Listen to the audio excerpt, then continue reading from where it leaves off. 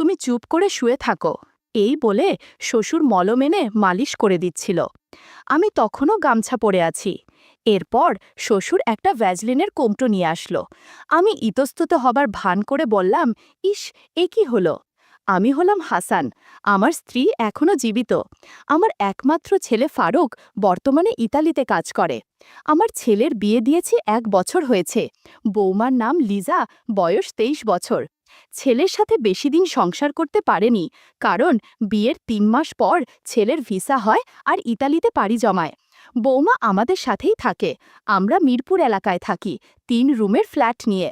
বৌমা সবসময় বাসায় থাকলে শাড়ি না হলে ঢোলা টি-শার্ট আর প্লাজো পরে থাকে। এই বয়সেও আমি বেশ যুবক ধরনের। তবে আমার স্ত্রী অনেকটাই দুর্বল হয়ে গেছে, যে কারণে এখন আর আগের মতো কিছুই পারে না। এদিকে আমি কোথাও কি যে কিছু করব তা লোকলজ্জার ভয়ে আর হয়ে উঠছে না। মাঝে মাঝে সিনেমা দেখে নিজেকে সান্ত্বনা দিলাম। সময়ের সাথে সাথে বৌমার প্রতি কেমন যেন একটা টান অনুভব করতে থাকি। গোসলের সময় প্রায় দিনই লিজা বৌমাকে কল্পনা করি। মাঝে মাঝে খেয়াল করতাম লিজা লম্বায় 5 ফুট 3 ইঞ্চির মতো। গরমকালে ঢিলে ঢালা জামাকাপড় পরে। লিজা মোটামুটি ফর্সা। আমার স্ত্রীর আড়ালে আমি একটু একটু করে বৌমার কাছাকাছি থাকার চেষ্টা করতাম, কিন্তু বৌমা তেমন আগ্রহ দেখাচ্ছিল না। একদিন আমি আর আমার স্ত্রী বাইরে গিয়েছিলাম। বাসার নিচে এসে স্ত্রীকে বললাম, তুমি নিচে থাকো, আমি বাজারের ব্যাগটা তুলে দিয়ে আসছি। আমি তাড়াতাড়ি বাজার নিয়ে ওপরে উঠলাম। আমার কাছে চাবি ছিল, তাই দরজা খুলে বাসায় ঢুকলাম, কিন্তু বৌমাকে দেখতে পেলাম না। মনে মনে ভাবলাম, ওর তো এখন বাসায় থাকার কথা। বৌমার রুমের কাছাকাছি যেতেই ওর রুম থেকে কেমন জানি আওয়াজ পেলাম। রুমের দরজার কাছে গিয়ে দেখি দরজা একটু খোলা। সামান্য উকি দিতেই দেখি বৌমা সিনেমা দেখছে। বিছানার ওপর দেয়ালে হেলান দিয়ে বসা। ডান পাশে একটা শসা আর একটা ভ্যাজলিনের কৌটা। একটু পর সিনেমা দেখতে দেখতে কি যেন করতে শুরু করলো।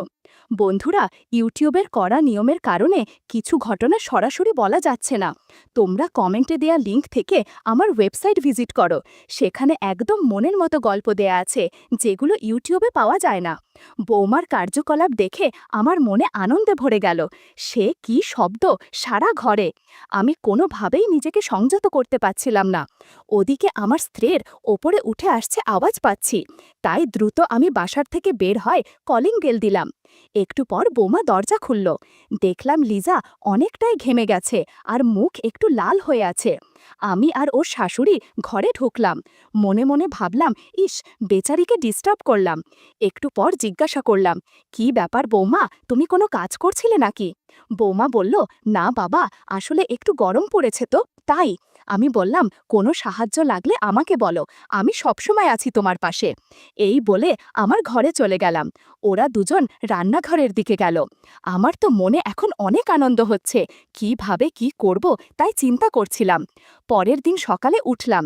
খবরের কাগজটা নিয়ে দেখি বৌমা রান্নাঘরে রুটি বানাচ্ছে। কেউ অফিসে যায় না, তাই কোনো তাড়াও নেই। আজকে বৌমা একটা গেরুয়া কালোর স্লিভলেস ব্লাউজে পরেছে, সাথে কালো রঙের শাড়ি।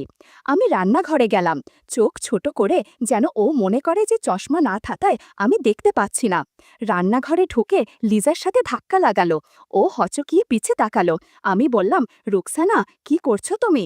বৌমা কোনো মতে ঘুরে বলল, বাবা, আমি লিজা, এই তো রুটি বানাই, মা এখনো ঘুমাচ্ছেন। আমি বললাম, ও আচ্ছা, আমি ভাবলাম তোমার শাশুড়ি। আমার চশমাটা কোথায় আছে, একটু এনে দাও তো বৌমা। বৌমা বলল, চশমা তো আপনার গলায় ঝোলানো বাবা। আমি বললাম, হায় রে, দেখেছ, আর আমি সব জায়গায় খুঁজছি। চশমাটা পরে রান্নাঘর থেকে লিভিং রুমে টিভি ছেড়ে দিয়ে বৌমার কথা ভাবছি। নিজের মধ্যে কেমন যেন অনুভূতি কাজ করছিল। গোসল করার সময় বৌমার কথা কল্পনা করে কিছু স্যাম্পে ফেললাম। গোসল সেরে বের হয়ে একটা পরিকল্পনা মাথায় এলো। আমি বের হয়েই লিভিং রুমে সোফাতে বসলাম। এমনভাবে বসলাম যেন বৌমা সহজে জাদুর লাঠি খেয়াল করতে পারে। একটু পর লিভিং রুমে এসে খেয়াল করলো, কিন্তু না দেখার ভান করে চলে গেল। বিষয়টা আমার বেশ ভালো লাগছিল। একটু পর বৌমা বাথরুমে কাপড় ধুতে গেল। আমিও গেলাম পিছে পিছে। যাওয়ার আগে রুমে উঁকি দিয়ে দেখলাম রুকসানা রুমে শুয়ে আছে। আমি একটা চেয়ার নিয়ে বাথরুমের দরজার সামনে বসলাম। বৌমা কাপড় ধুচ্ছে আর আমাকে দেখে বলল, বাবা, আপনি এইখানে কি করছেন? আমি বললাম, না, হয়েছে কি, তোমার সাথে তো কথা হয় না, তাই ভাবলাম একটু কথা বলি। আমার ছেলে কি তোমাকে ফোন দেয়, কথা হয়? বৌমা বলল, জি বাবা, হয়। ও নাকি ভালোই আছে, সামনের মাসে টাকা পাঠাবে। কথা শেষ হতেই আওয়াজ পেলাম রুকসানার রুম থেকে বেরোচ্ছে। তাই আমি উঠে বললাম, ঠিক আছে লিজা, পরে কথা হবে বলে উঠে গেলাম। বৌমা কাপড় কেচে গোসল করে নিল। এরপর আমরা সবাই একসাথে দুপুরের খাবার খেলাম। তখন বাজে 2টা কি 3টে।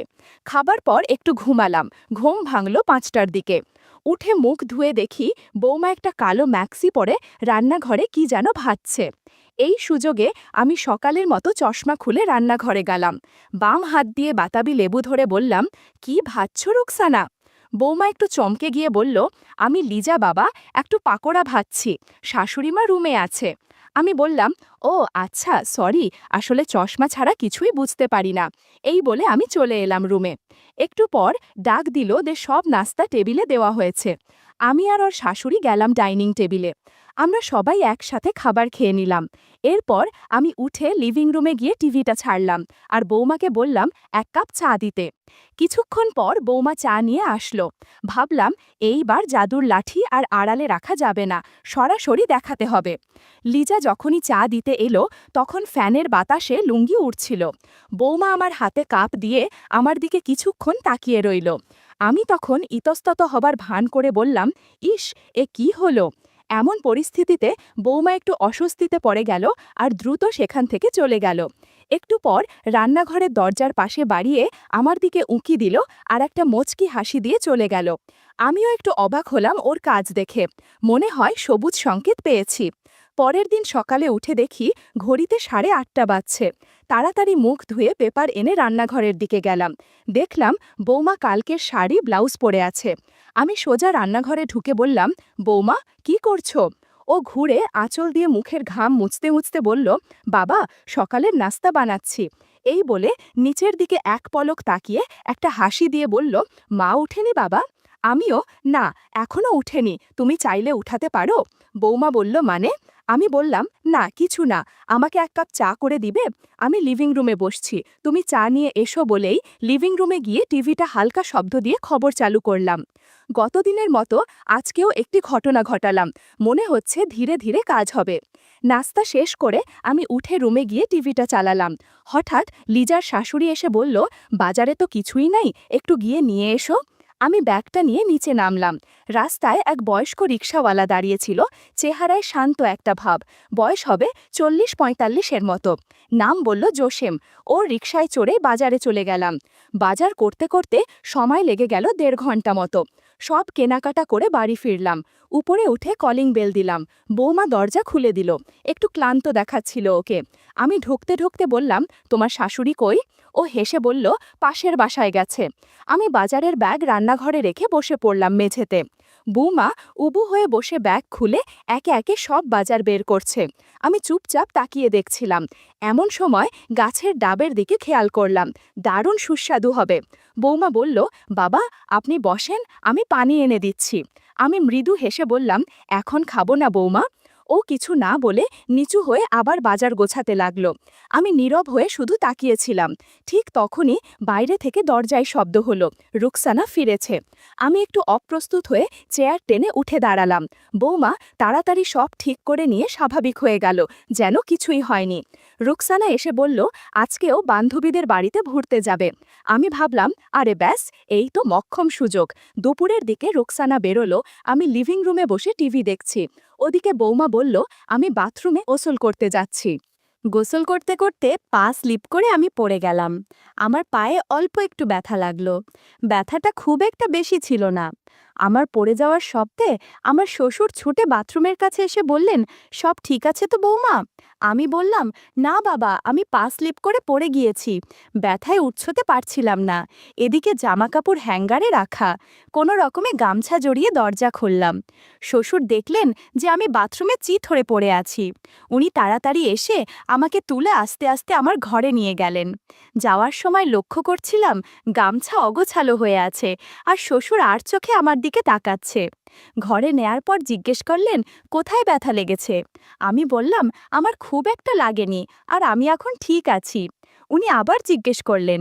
আমি খানিকক্ষণ চুপ থাকার পর বললাম, বাবা, আমার পা আর কোমরে ব্যথা লেগেছে। আমার কথা শুনে শ্বশুর বলল, দাঁড়, তোমার প্রাথমিক চিকিৎসা করাতে হবে। আমি মলম দিয়ে দিচ্ছি, তাতে ব্যথা কমে যাবে। তুমি চুপ করে শুয়ে থাকো। এই বলে শ্বশুর মলম এনে মালিশ করে দিচ্ছিল। আমি তখনও গামছা পরে আছি। শ্বশুর আস্তে আস্তে চিকিৎসা শুরু করল। আমি শুধু বলছিলাম, ইস, ব্যথা লাগছে, আস্তে চিকিৎসা করুন বাবা। এরপর শ্বশুর একটা ভ্যাসলিনের কৌটো নিয়ে আসলো। তারপর আবার চিকিৎসা শুরু করলো।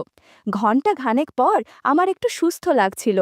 শ্বশুর বলল, আমার ছেলে বাড়িতে থাকলে তোমার এত কষ্ট হতো না। তবে আমার ছেলের পরিবর্তে আমি তোমার কষ্ট দূর করে দিচ্ছি। কিছুক্ষণ পর শ্বশুর আব্বা আমাকে আশীর্বাদ করলেন আর সব শেষে প্রসাদ দিলেন। আমি বললাম, আপনার তুলনা হয় না শ্বশুর আব্বা।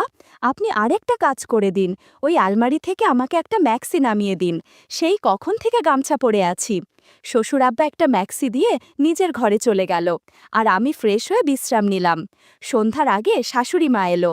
আমার রুমে এসে বলল, তোমার জামাই মানে আমার ছেলে কিছু টাকা আর একটা ফোন পাঠাইছে বাড্ডায় এক লোকের কাছে, তুমি গিয়ে নিয়ে এসো। আমি অবাক হয়ে বললাম, একটু পরে তো সন্ধ্যা গেলে যাবে। এমন সময় শ্বশুর আব্বা আমার ঘরে এসে বলল, আমি যাব ওর সাথে, তাহলে তো সমস্যা হবে না। কথাটা শুনে আমি মুচকি হাসি দিলাম। আবার মনে হয় বুড়ো কিছু মতলব পাকাচ্ছে। আমি একটু তাড়াহুড়ো করে তৈরি হলাম, সাদা হাতাকাটা ব্লাউজ, গোলাপি শাড়ি, চুল বাঁধা। আমি আর শ্বশুর নিচে এসে দেখি জসিম কাকা রিকশা নিয়ে দাঁড়িয়ে আছে। ওদিকে আকাশটাও কেমন মেঘমেঘ করছে। বৃষ্টি নামার আগে আমরা বেরিয়ে পড়লাম। বাড্ডায় পৌঁছতে বেশিক্ষণ লাগলো না। যার কাছ থেকে জিনিস নেওয়ার ছিল খুব ভদ্র মানুষ, ফোনটা দিয়ে দিলেন। এরপর এটিএম থেকে টাকা তুলে আবার রওনা দিলাম। সব কাজ শেষ করতে প্রায় 1 ঘন্টা লেগে গেল। রিকশায় উঠে পড়তেই টিপ টিপ করে বৃষ্টি নামল। আমার মন কেমন যেন অস্থির হয়ে আসছিল।